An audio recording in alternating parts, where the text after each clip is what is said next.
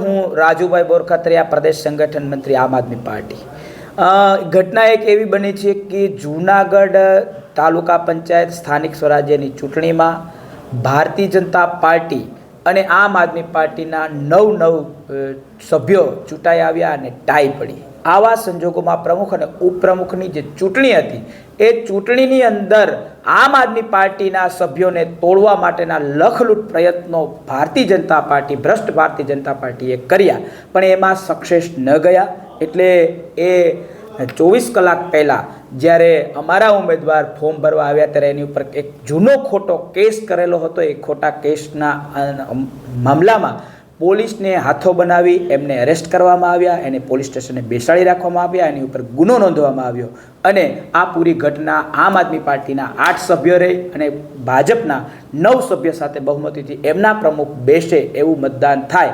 આવા બદઇરાદાથી આખી આ ઘટનાને અંજામ આપવામાં આવ્યો. ત્યારે અમારી લીગલ ટીમ અને અમારા વકીલ બાહોશ વકીલોની ટીમે નામદાર હાઈકોર્ટ સામે અરજી કરી અને ત્યારે નામદાર હાઈકોર્ટે અહીંના તંત્ર, પોલીસ અને જે કોઈ પણ જવાબદાર વ્યક્તિઓ છે એને સખ્ત શબ્દોમાં સૂચના આપવામાં આવી, એક નોટિફિકેશન આપવામાં આવ્યું કે આ ચૂંટણી ફરી વખત કરવામાં આવે.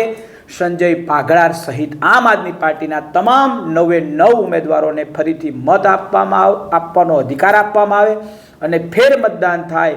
આવી વાત આજે આવી છે. અમારા વકીલશ્રીની સૂચનાથી આ સંદેશો અમને મળ્યો છે અને ચોક્કસપણે ફેર મતદાન થશે અને આમ આદમી પાર્ટીના જે પેલી સિસ્ટમ હતી ચિઠ્ઠીવાળી, એમાં અમારા 9 સામે 9 છે તો ચિઠ્ઠી પડશે અને વિશ્વાસ છે કે હંમેશા સત્યની સાથે ઈશ્વર હોય છે.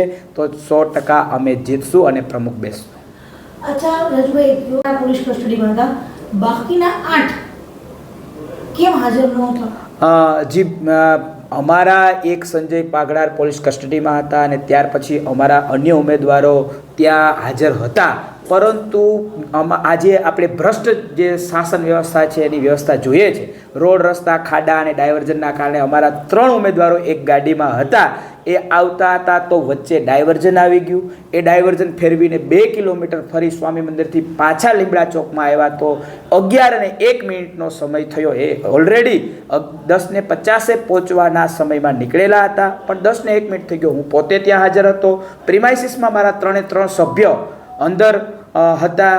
તમામ સભ્યો જે 5 સભ્યો અંદર હતા અને અન્ય 3 સભ્યો આવતા હતા, પણ એ જે માત્ર ને માત્ર 11:01 થઈ ત્યારે ભાજપ અને તંત્રની મિલીભગતના કારણે અમારા સભ્યોને પ્રવેશ આપવામાં ન આવ્યો અને અધિકારી એમ કહે છે કે આમ આદમી પાર્ટીના 4 જે વ્યક્તિઓ છે ગેરહાજર રહ્યા, પણ એ ખોટી વાત છે, સદંતર ખોટી વાત છે. અમારા લોકો ત્યાં જ હતા, અમે એમને રિક્વેસ્ટ પણ કરેલી. હું પોતે ત્યાં સંગઠન મંત્રી તરીકે, એક જવાબદાર વ્યક્તિ તરીકે હાજર હતો.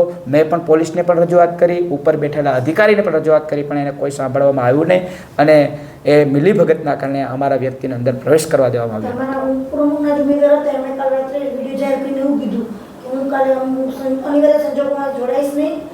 અને સાથે સાથે એવું પણ કીધું કે મારે આમ આદમી પાર્ટી છે તે ના. સોશિયલ મીડિયા તો એક બહુ મોટું પ્લેટફોર્મ છે. ત્યાં તો ઘણા મીડિયા આવે છે. એઆઈના જમાનામાં શું થાય છે, શું નથી થતું એ કહેવું પણ ખૂબ મુશ્કેલ છે.